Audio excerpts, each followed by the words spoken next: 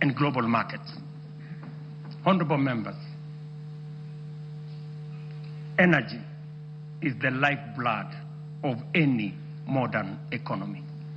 No nation has developed without abundant, reliable, and affordable power. This is our third national priority. Although we have an installed capacity of 3,300 megawatts, the intermittence of solar and wind means our firm capacity is only 2,300 megawatts, far below what the Kenya of the present, let alone tomorrow, will require.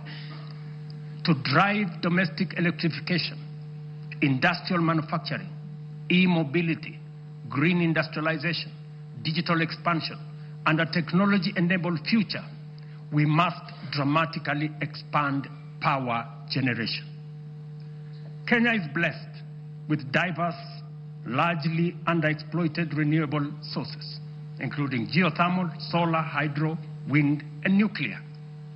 To undertake large-scale value addition, agro-processing, manufacturing and industrialization, sufficient, affordable, and reliable energy is a top imperative.